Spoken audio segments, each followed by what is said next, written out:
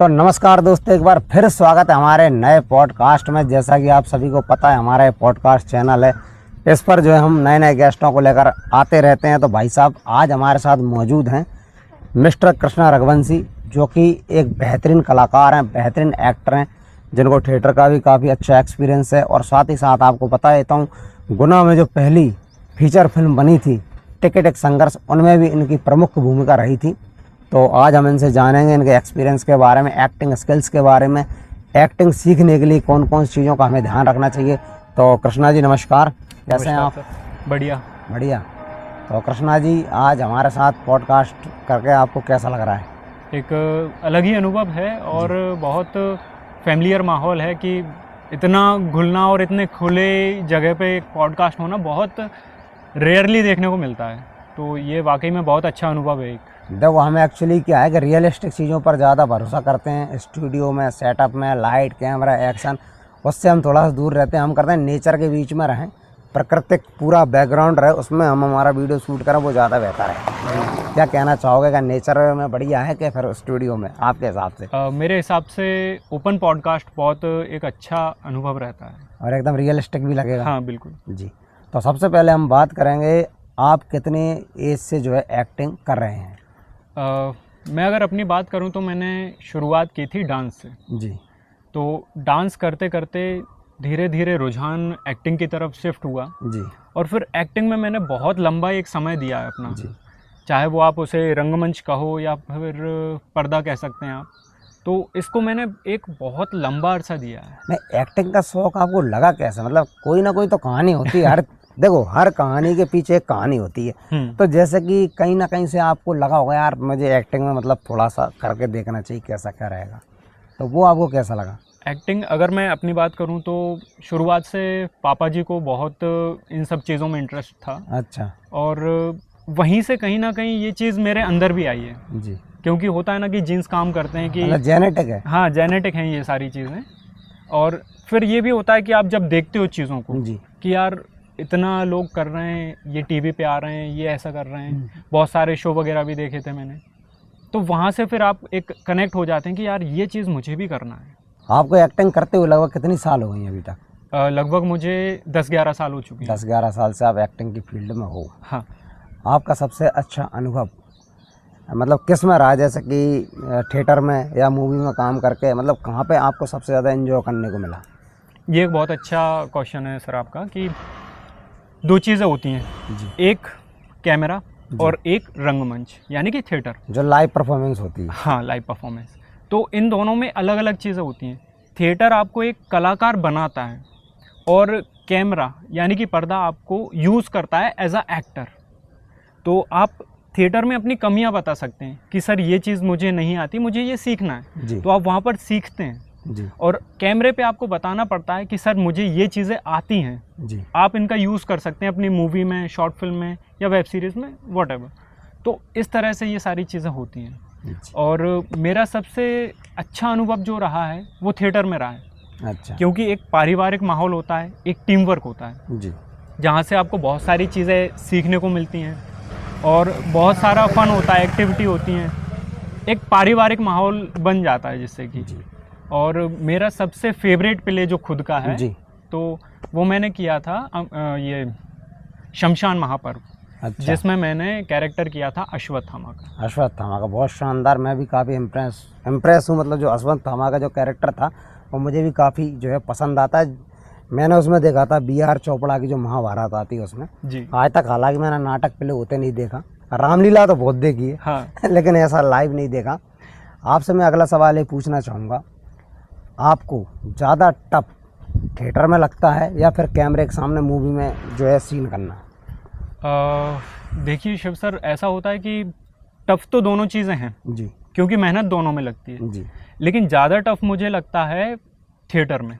Theatre में actually क्या सुधार करने की गुंजाइश नहीं होती। वहाँ तो जो तुम्हारा डायलॉग है वो पूरा आपको एकदम बोलना ही पड़ेगा वहाँ जी। क्योंकि कैमरे के सामने मूवी में तो ऐसा है कि भाई कट कर लो, हाँ, इसको दोबारा रीटेक कर लो, लेकिन वहाँ पे क्या रीटेक की गुंजाइश नहीं होती। और सबसे बड़ी बात ये होती है कि अगर आप कुछ गलती कर रहे हो स्टेज पर तो आपको खुद इम्प्रोवाइज़ करना है वो। सही बात है, अपने हिसाब से उसको मैनेज करना पड़ेगा। हाँ, क्योंकि कई बार ऐसा होता है कि आपका सही जा रहा है लेकिन आपका जो को एक्टर है वो कोई डायलॉग स्किप कर गया या फिर उसने कोई गलती कर दी, तो वो भी आपको मैनेज करना ज़रूरी है, नहीं तो क्या होता है कि ऑडियंस डिस्ट्रैक्ट हो जाती है, तो वो ना हो। जैसा कि आजकल सोशल मीडिया, यूट्यूब, इंस्टाग्राम का ज़माना है और आप काफ़ी पहले इस काम कर रहे हैं जब इन सब चीज़ों का इतना ज़्यादा क्रेज़ नहीं था, थी तो सही ये चीज़ें पर इतनी प्रचलन में नहीं थी जो आज के ज़माने में हैं।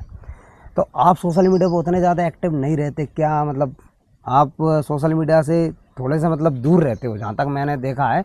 उतने एक्टिव आपके वीडियोस वगैरह आते हैं लेकिन कभी कभी आते हैं, एकदम रेगुलर नहीं होते। अगर आप चाहें तो एक सोशल मीडिया पे भी अच्छा काम करके अपना नाम बना सकते हैं। तो मतलब आप क्या डायरेक्ट फिल्मों में ही काम करना चाहते हैं? सोशल मीडिया के बारे में क्या आपके विचार हैं?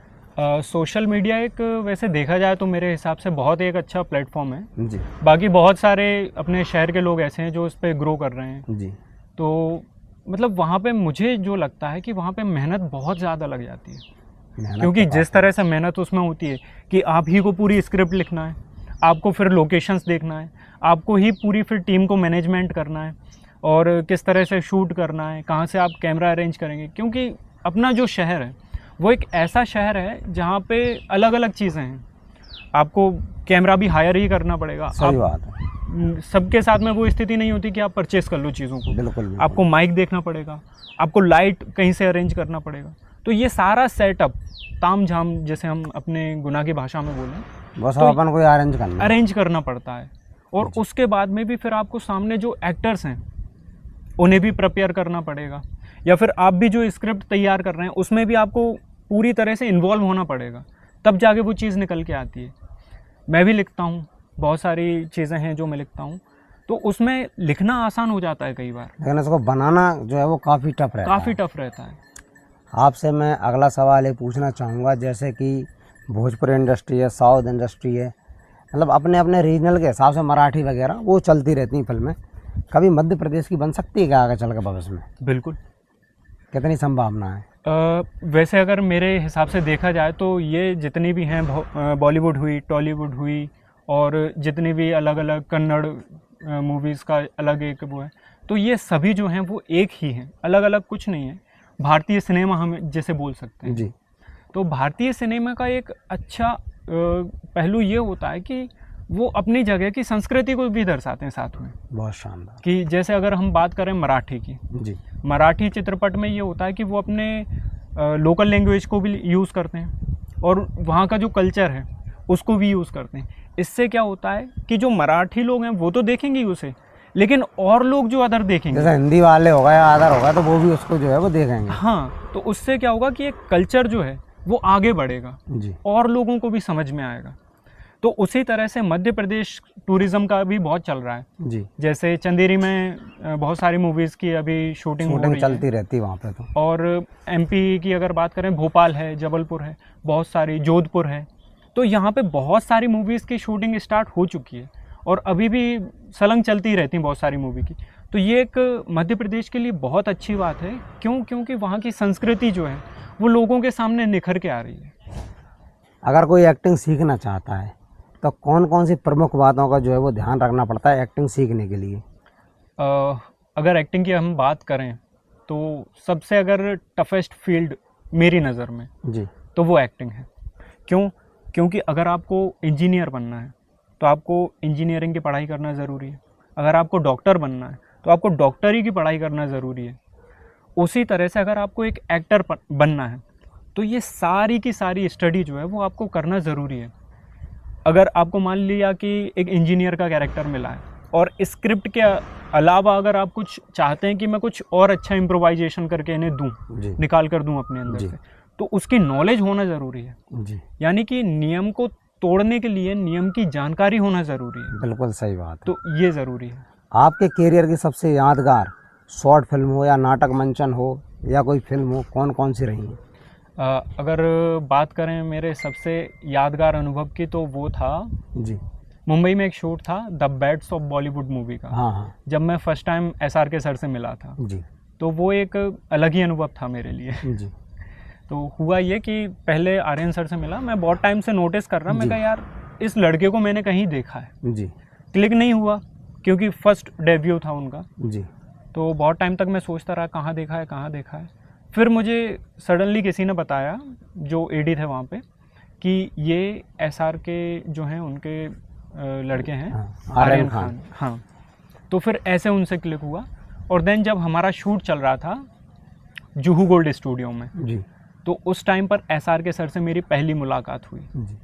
मतलब एक हम्बल नेचर इतना कि जितने स्क्रीन पे मतलब बड़े हाँ। स्टार हैं उतना ही बड़ा उनका जो है वो नेचर भी है। बिल्कुल जी, और उनने एक मुझे बहुत अच्छी एक बात बताई थी, मैं बताना चाहूँगा दर्शकों को। जी, उनने एक बात बोली थी मुझसे, जब मैं उनके सामने फर्स्ट टाइम गया तो मैं भी थोड़ा हेजिटेट हो गया कि यार इतना बड़ा सुपरस्टार और कहाँ अपन ग्लोबल स्टार है वो। हाँ, और कहाँ अपन छोटे से शहर से आए हुए लड़के। जी, तो मैं उनके सामने फंबल कर रहा था बात करने में। जी, तो उनने एक बात बोली कंधे पे हाथ रख के कि कृष्णा देखो, जिस छत के नीचे तुम खड़े हो वहीं मैं खड़ा हूँ, बस इस चीज़ को अभी भूल जाओ कि हम सीनियर हैं और तुम जूनियर हो। इस चीज़ को भूल जाओ, क्योंकि हम एक ही काम कर रहे हैं, सही है, यानी कि अपन बराबर हैं। बराबर। इसमें कोई दो राय मत रखो कि तुम छोटे हो या मैं बड़ा हूँ, या मैं बड़ा हूँ तुम छोटे। तो इस चीज़ को भूल जाओ काम करते वक्त। जी, तो ये सबसे ज़रूरी अहम बात होती है एक एक्टर के लिए, क्योंकि कई बार ऐसा होता है, मेरे साथ हुई हैं ये चीज़ें।